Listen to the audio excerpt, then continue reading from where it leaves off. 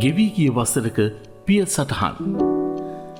දින සති මාස අවුරුදු ගෙවී අවසන් වූ වසර 11ක මතකයත් එක්ක යළිත් අපි පාසල් පැමිණි මුල්ම දිනය. ඒ 2023 ඔක්තෝබර් 28 වෙනිදා. වසර 11ක පාසල් මව්ගේ රැකවරණය ලැබූ අපි ඒ වෙනුවෙන් කෘතගුණ දක්වන්නට එක් වුණෙමු. ඒ නිල වශයෙන් පැපිලියවල කනිෂ්ඨ විද්‍යාලයේ ආදි ශිෂ්‍ය සංගමය ආරම්භ කරමින් වත්මන් විදුහල්පති සේනක ගෙන්ස්ලි පෙරේරා මහතා ඇතුළු ගුරු මණ්ඩලයේ ආශිර්වාදයේ සමග ආරම්භ කෙරුණු ආදි ශිෂ්‍ය සංගමේ මුල්ම නියමුවා ලෙස සභාපති වගකීම භාරගත්තේ ප්‍රියංකර රණසිංහ මහතායි. චමරි කුලතුංග මහත්මිය ලේකම් දුරේ, ලක්මාලි සංජීවනී මහත්මිය භාණ්ඩාගාරික දුරේ වගකීම් භාරගත්තා. ඒ අය වටා සිසු වගකීම් භාරගත් අපේ ආදි ශිෂ්‍ය ශිෂ්‍යාවෝ පාසල් මාතාව ඔසවා තැබීමට ඉදිරි පියවර තබනු ලැබුවා. ඒ වසර 64ක අභිමානවත් ඉතිහාසයකට උරුමකම් කියන පැපිලියවල කනිෂ්ඨ විද්‍යාලයේ අභිවෘද්ධිය වෙනුවෙන් අභිනව ආදි ශිෂ්‍ය සංගමේ මුල්ම පියවර වූයේ පාසලටත් ආදි ගුරු බහුතුන්ටත් ආදි සිසු සිසුයන්ටත් වත්මන් විදුහල්පතිතුමා ප්‍රමුඛ ගුරු බහුතුන් සහ සිසු සිසුයන්ටත් සෙත් පතමින් බෝධි පූජාමය පින්කමක් සංවිධානය කිරීමයි. ඒ පැපිලියවල ආනන්දාරාම විහාරස්ථානයේදී ඉන් අනතුරුව සාමාජික ප්‍රවර්ධන වැඩසටහනක් ක්‍රියාත්මක කරමින් අපි ආදි සිසු සිසුයන් සොයා සංචාරයක නිරත වුණා. එය ඉතා සාර්ථක වූයේ බොහෝ ආදි සිසු සිසුයන් අප හා අත්වැල් බැඳ ගැනීම නිසායි.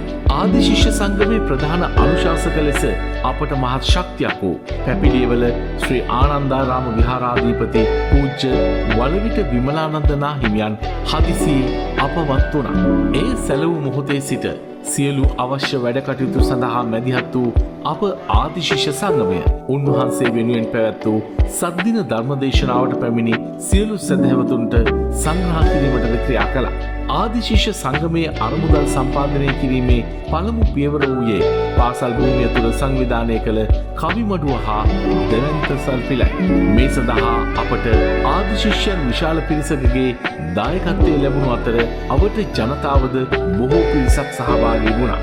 ආදි සිසු සිසුයන්ගේ සුහදතාව වර්ධනය කිරීම සඳහා ආදි ශිෂ්‍ය සංගමය මගින් 2024 මාර්තු 31 වෙනිදා සුහද ක්‍රිකට් තරගාවලියක් සංවිධානය කළා. ඒ අප පාසලේ හිටපු ආදරණීය විදුහල්පතිවරයෙකු වූ උපවංශ එදිරිසිංහ මහතා සිහිපත් කරමින් මේ සඳහා ආදි ශිෂ්‍ය ක්‍රිකට් කණ්ඩායම් රැසක් එක්ව සිටියා.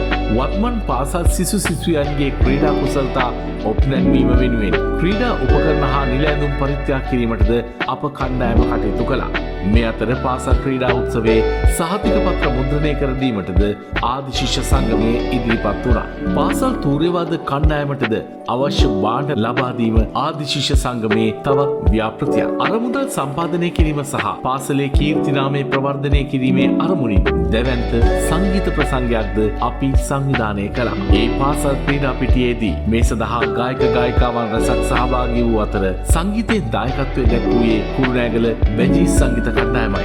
ගසක් කඩාවැටීමෙන් ආපදාවට ලක් වූ පාසල් පුස්තකාලය පිරිසකර කිරීමට විදුහල්පතිතුමා ප්‍රමුඛ ආචාර්ය මණ්ඩලය වගේම ආදි ශිෂ්‍ය සංගමයක් වෙහෙසී ක්‍රියා කළා. පාසලේ සිසු සිසුයන්ට අධ්‍යයන කටයුතු සඳහා ප්‍රමාණවත් ගොඩනැගිලි පහසුකම් නොමැතිවීම හේතුවෙන් වත්මන් විදුහල්පතිතුමාගේ අනුශාසනා පරිදි තාවකාලික පන්ති කාමර 4ක් ඉදි කිරීමටයි ආදි ශිෂ්‍ය සංගමය පියවර ගත්තේ. එමගින් සිසු සිසුයන්ට මානසික සුවය සහිතව අධ්‍යයන කටයුතු සිදු කිරීමටත් ගුරුවරුන්ට නිදහසේ ඉගෙනීම් කටයුතු කර ගැනීමටත් අවස්ථාව හිමි වනු ඇති. ආදි ශිෂ්‍ය සංගමය මගින් පාසලේ සැලසුමක්ද නිර්මාණය කළ අතර ආදි ශිෂ්‍ය සංගමය වෙනුවෙන් ඒ නිර්මාණය කර දුන්නේ වරලත් වාස්තු විද්‍යාඥ හර්ෂාන්ද සිල්වා මහතායි. ගත වූ වසර තුළ මේ සියලු කටයුතු සිදු කර ගැනීමට විදුහල්පති, නියෝජ්‍ය විදුහල්පතිවරුන්, ගුරු බෞතුන්, ආදි ගුරුවරුන්, ආදි ශිෂ්‍යයන්, දෙමව්පියන්, සිසු දරුවන්, ප්‍රදේශවාසීන්, මහජන නියෝජිතයන් නිරන්තරයෙන් සහාය ලබා දුන්නා. ඒ සියලු දෙනාට බෙහෙවින්ම ස්තුතියි. ඉතින් වසරක් අවසන් වෙලා නව ඇරඹුමක තිමිරියයි මේ. උගත් පාසල් මවුන් වෙනුවෙන් සොයමි ඔබ ඉදිරියට පැමිණිය යුතුම කාලයයි මේ.